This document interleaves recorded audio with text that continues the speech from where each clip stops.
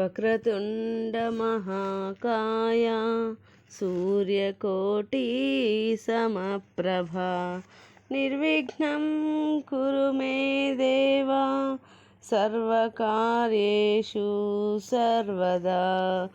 గురుబ్రహ్మా గురుర్విష్ణుః గురుర్దేవో మహేశ్వరః గురుః సాక్షాత్ పరబ్రహ్మ తస్మై శ్రీ గురవే నమః.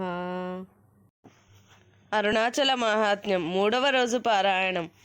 ఆ తర్వాత కథను సనక మహర్షికి బ్రహ్మ ఇలా వినిపించాడు. అప్పుడు విజయ పార్వతీదేవికి నమస్కరించి శివుని గుణములను కీర్తిస్తూ అనునయముగా ఇలా అన్నది. ఓ చెలి, నీకు శివునికి భేదము లేదు. నీవు శివుని ప్రాణేశ్వరివి. ఆయన శక్తివే నీవు నీ మాయను ప్రదర్శించుటకు ఇలాగ శివునికి వేరుగా కనిపిస్తున్నావు. ఆ శివదేవుని ఆదేశానుసారమే నీవు ఇక్కడకు వచ్చావు. శివాజ్ఞ దాటరానిది కదా. అందుచేత శివుడు సూచించినట్లు ఈ చూత వృక్షము కింద నీవు తపస్సు చేయవలసి ఉన్నది. సర్వ కోరికలను విడిచిపెట్టి కేవలము శివుని ఆశ్రయించిన నీకు శివునితో కలిసి జగత్తును రక్షించడం కర్తవ్యము. శివుని నిష్కలమైన జ్ఞానముతో ఎల్లప్పుడూ తపస్సులో శివుణ్ణి దర్శిస్తూ నీవు వియోగ దుఃఖమును మర్చిపోగలవు. నీవు చేయు తపస్సు వలన నీ భక్తులకు మార్గదర్శకముగాను ఆదర్శముగాను ఉండుటయే నీ కర్తవ్యము. విజయ పలికిన ఆ చక్కని పలుకులను విని పార్వతి తనను తాను నిగ్రహించుకుని ఆహ్లాదకరమైన కంపాతీరములోని చూతవృక్షము కింద తపస్సు చేయటం ప్రారంభించింది. ఆభరణములన్నింటినీ విసర్జించి రుద్రాక్షమాలను ధరించింది. దివ్యమైన వస్త్రములను వదిలి 2 వల్కలములను మాత్రమే ధరించినది. చక్కటి ముంగురులను కలిపి కేశములనన్నింటినీ తపస్వి నిలవలే చుట్టుకున్నది. కుంకుమ లేపనమును వదిలి శరీరమునకు భస్మమును అలదుకున్నది. భిక్షాటనముతో జీవిస్తూ నియమనిష్టలతో శివ పంచాక్షరిని జపించటం ప్రారంభించినది. నిర్మలమైన కంపానది జలములలో స్నానము చేసి ఇసుకతో లింగమును చేసి శివపూజ ప్రారంభించినది. వృక్షముల నుండి పండ్లను తీసుకుని దానము అతిథి పూజలను జరుపుతూ జనుల కష్టములను తొలగిస్తూ ఆ దేవి తాపసిక ధర్మమును అనుష్ఠిస్తున్నది. ఎండాకాలములో పంచాగ్ని మధ్యలో అనగా 5 హోమగుండముల మధ్యలో, వానాకాలము బయటి ప్రదేశములో, చలికాలము మరియు ఆకురాలే కాలములందు నీటి మధ్యలో ఉండి ఆ పర్వతరాజ పుత్రిక తపము చేయసాగింది. ప్రత్యేక పుష్పములను సేకరించేందుకు ఆమె అడవి లోపలికి వెళ్ళేది. ఇసుకతో చేసిన లింగమునకు ధ్యానము, ఆవాహనము మొదలగు 16 ఉపచారములతో కూడిన పూజలు, ధూపదీప నైవేద్యములతోనూ భర్తను ఆ సతి పూజిస్తున్నది. ఆమె రక్త పుష్పములతోనూ చందనముతోనూ సూర్యదేవుణ్ణి అర్చించి శంకరునకు పంచావరణ పూజ చేసి దేవదేవుని హృదయంలో దర్శించేది. అప్పుడు శివుడు అంబికను అనగా పార్వతిని పరీక్షించుటకు కంపానదిలో బ్రహ్మాండమైన వరదను సృష్టించాడు. కంపా ప్రవాహము అతి తీవ్రంగా ఉప్పొంగుటను చూసి నియమబద్ధంగా నిశ్చలంగా పూజ చేస్తున్న పార్వతిని విజయ మొదలైన చెలికత్తెలు బిగ్గరగా పిలిచారు. ఓ తల్లి, కంపానది పొంగుచున్నది. పూజను ఆపి రమ్ము. తల్లి, తక్షణమే తీరమునకు రమ్మని వారు గొంతెత్తి పిలువగా కన్నులు మూసుకొని శివధ్యానము చేస్తున్న పార్వతి కన్నులు తెరిచి కంపానది యొక్క ఉద్ధృతము చూసి అయ్యో, నా పూజకు విఘ్నము వాటిల్లినదే అని బాధపడి మొదలుపెట్టిన పూజను ఆపకూడదు కదా. ఈ జగత్తులో పుణ్యాత్ములకు బహుశా ఆరంభించిన పనులకు ఇలా విఘ్నములు సంభవింపవు కాబోలు. వారి కోరికలు తప్పక తీరును.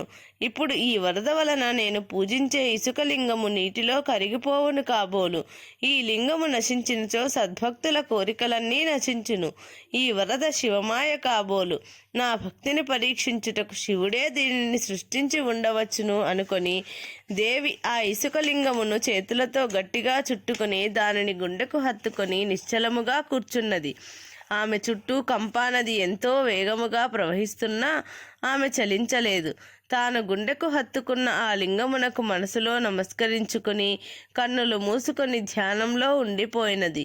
శరీరం మొత్తం వణకు, చెమట, పులకరింత, సిగ్గులతో ప్రణయమయమై ఆమె లింగమును క్షణము కూడా కదలలేని స్థితిలో ఉండిపోయినది. అప్పుడు ఒక ఆకాశవాణి వినిపించింది. ఓ బాలా, ప్రవాహము చాలా బలంగా ఉన్నది. లింగమును విడువుము. నీ చేత అర్చింపబడిన ఈ లింగము సకల జనుల చేత, దేవతల చేత పూజింపబడును. నీ తపస్సు చేత ధర్మము ఆచరించబడినది. ఈ లింగ దర్శనము చేత మానవులు కృతార్థులు అవుతారు. నేను తేజోరూపముతో అరుణాచలమనే పేరుతో లోకరక్షణ కొరకు ఉద్భవించాను. సర్వలోకములను పాపముల నుండి, రుణముల నుండి విముక్తులను చేస్తాను. కనుక అరుణాచలమను పేరుతో స్థిరమైన లింగము ప్రసిద్ధమైనది. అనేక మంది సిద్ధులు, ఋషులు కైలాసమును, మేరు పర్వతమును విడిచి ఇక్కడకు నివసించుటకు వస్తారు. పూర్వము నా అంశతో జన్మించిన బ్రహ్మ, విష్ణువులు అజ్ఞానము చేత కలహించుకున్నప్పుడు నేను నా తేజోరూపముతో వారి మధ్య ఆవిర్భవించాను. బ్రహ్మ హంస రూపముతోనూ, విష్ణువు వరాహ రూపముతోనూ నా శిరస్సు, పాదములను కనుగొనటానికి ప్రయత్నించి విఫలురై నాకు ప్రణమిల్లి నన్ను భక్తితో స్తుతించారు. అప్పుడు నేను వారి పట్ల ప్రసన్నుడనై వారి ప్రార్థనను అనుసరించి జగద్రక్షణ కొరకు స్థావరలింగము రూపంలో అవతరించాను. నేను గౌతమ మహర్షిని పిలిచి అరుణాచల మాహాత్మ్యమును వింటూ అక్కడ తపము ఆచరిస్తుండమని ఆజ్ఞాపించాను. ఆ అరుణాచలములో నేను మీకు సర్వపాప పరిహారము కొరకు తేజోరూపముగా దర్శనమిస్తాను. అశరీరమైన శివుని వాక్కులను విన్న తరువాత పార్వతీదేవి అరుణాచలమునకు బయలుదేరింది. కంపా తీరమున తన సేవకై వచ్చిన దేవతలను, ఋషులను చూసి కరుణతో పార్వతీదేవి ఇలా అన్నది. ఓ దేవతలారా, ఋషిపుంగవులారా, మీరందరూ ఈ కంపాతీర క్షేత్రములోనే నిలిచి మీ మీ నియమములను అనుష్ఠించండి.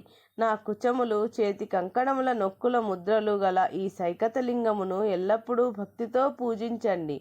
నేను రాత్రింబగళ్ళు నిష్కల రూపుడైన శోణాచలుని అనగా అరుణాచలుని మంత్రములతోటి పూజిస్తాను. నా తపస్సు వలన ధర్మమును అనుష్ఠించుట ద్వారా నేను పూజించిన ఈ సైకతలింగము దర్శనమాత్రము చేత సర్వులకు కోరిన కోరికలు నెరవేరును. సర్వకామప్రదాయిని అగుట వలన కామాక్షి అనే పేరుతో జనులు నన్ను పూజిస్తారు. నేను మహాతేజోరూపుడైన శివుని ఆజ్ఞ మేరకు అరుణాచలమును చేరుకుంటాను. అక్కడ తీవ్ర తపము చే శివుణ్ణి మెప్పించి వరములను పొందిన తర్వాత మీరందరూ కలిసి వచ్చి అక్కడ నన్ను దర్శించండి అని పార్వతి అక్కడ ఉన్న అందరినీ వదిలి శివుని ఆజ్ఞను నెరవేర్చేందుకు సఖులతో కూడి దివ్య దుందుభులు మ్రోగుచుండగా బయలుదేరింది. లోపల తేజోమయమై బయటకు పరమశాంతంగా కనిపిస్తున్న అరుణాచలమునకు చేరుకున్నది.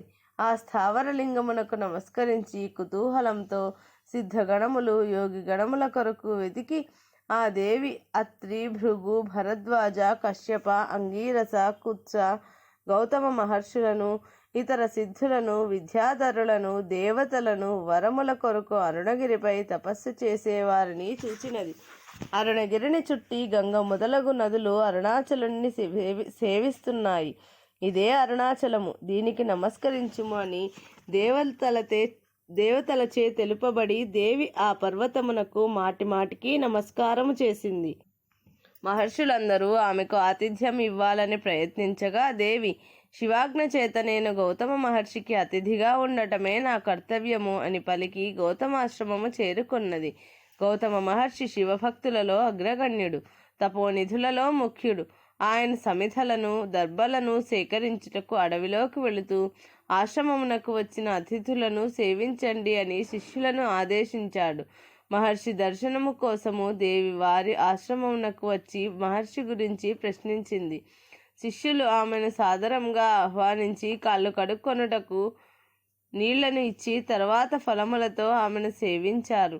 ఒక్క క్షణము ఉండుము తల్లి అని ఒక శిష్యుడు ప్రార్థించాడు. మరొక శిష్యుడు మహర్షి వద్దకు పరిగెత్తాడు. దేవి ప్రవేశించిన తక్షణమే ఆశ్రమములన్నీ ఫల పుష్పములతో నిండిపోయాయి. సమిధలతో, దర్భలతో వస్తున్న గౌతమ మహర్షి ఈ ప్రకారం తన ఆశ్రమము అప్పటికప్పుడు శోభాయమానంగా ఉండుట చూచి ఆశ్చర్యచకితుడైనాడు. ఆయన దివ్య దృష్టి చేత జగన్మాత రాకను తెలుసుకుని లోకమాతను దర్శించుటకై అతి వేగముగా ఆశ్రమానికి చేరుకున్నాడు. శిష్యులు ఆయనను సమీపించి అమ్మ వచ్చిన వృత్తాంతమును తెలియజేశారు. జగన్మాత తన ఆశ్రమమునకు రావడం తన భాగ్యముగా ప్రసాదముగా భావించి శీఘ్రమే గౌతముడు ఆశ్రమానికి చేరుకున్నాడు. ఇది అరుణాచల మాహాత్మ్యం 3వ రోజు పారాయణం సంపూర్ణం.